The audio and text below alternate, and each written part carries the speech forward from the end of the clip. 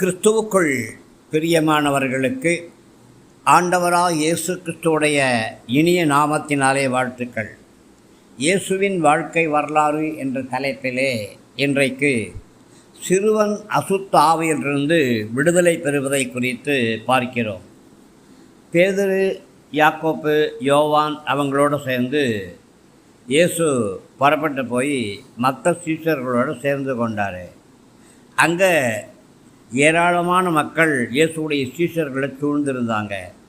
வேத பாரகர்கள் சீஷர்களோடு வாக்குவாதம் பண்ணி கொண்டிருந்தாங்க. இயேசு வரதை பார்த்தோன்னே அவங்க ஆச்சரியப்பட்டு ஓடி வந்து அவரை வரவேற்றாங்க. இயேசு சீஷர்களை பார்த்து, நீங்கள் எதை குறித்து விவாதம் பண்ணிகிட்ருக்கிறீங்க அப்படின்னு கேட்டாப்புல. ஆண்டவரே, நான் என் மகனை அழைச்சிட்டு வந்தேன். அவன் பிசாசினால் பிடிக்கப்பட்டிருந்தான். அது அவனை பேச விடாமல் செய்யுது. என் மகனை பிசாசு தாக்குது, தரையில் தள்ளுது, வாயில் நுர தள்ளி பல்ல கடித்து சோர்ந்து போகிறான். உங்களுடைய சீஷர்கள்ட்ட அந்த பிசாசை துரத்தும்படி கூட்டிகிட்டு வந்தேன், அவங்களால முடியல அப்படின்னு கூட்டத்தில் இருக்கிற ஒரு ஆள் சொல்லிச்சு. அப்போது இயேசு அவங்கள பார்த்து, ஓ விசுவாசம் இல்லாத மக்களே, நான் உங்களோடு இன்னும் எவ்வளவு காலம் இருக்க முடியும்? உங்களோடு இன்னும் எவ்வளவு காலம் பொறுமையாக இருக்க முடியும்? அந்த பையனை என்னென்ன கூட்டிகிட்டு வாங்க அப்படின்னு சொன்னார். அந்த பையனை இயேசுவிடத்தில் கூப்பிட்டு வந்தாங்க. இந்த பையனுடைய அப்பாவை பார்த்து, எவ்வளவு காலமாக இது இவனுக்கு ஏற்பட்டு வருகிறது அப்படின்னு கேட்டார். அவங்க அப்பா, அவன் சிறுவனாக இருந்த காலத்துலேருந்தே இந்த பிசாசு அவனை பலமுறை கொல்ல முயற்சி பண்ணுது. தண்ணியில் தள்ளி விடுது, நெருப்பில் தள்ளி விடுது. உங்களால் ஏதாவது செய்ய முடியும்னா என் மகன் மேலே இறக்கம் கொண்டு அவனுக்கு உதவி செய்யுங்க அப்படின்னு சொன்னார்.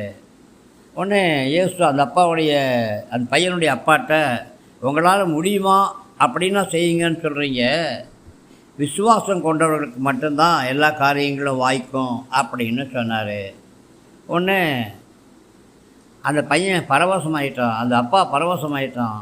முடியும் ஆண்டவரே, நான் விசுவாசிக்கிறேன், எனக்கு உதவி செய்யுங்க, என் விசுவாசத்தை பெருக பண்ணுங்க அப்படின்னு கதற ஆரம்பித்தான். எல்லா மக்களும் நடக்கிறத பார்த்து ஓடி வந்தாங்க.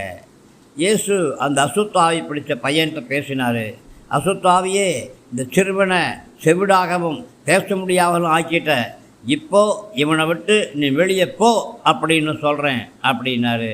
உடனே அசுத்தாவி கதறி குதித்து அந்த பையனை தரையில் தள்ளி விட்டு அவனை விட்டு வெளியே போயிடுச்சு. அந்த பையன் செத்தவ மாதிரி கிடந்தான். அவன் செத்துட்டான்னு அநேகர் சொன்னாங்க.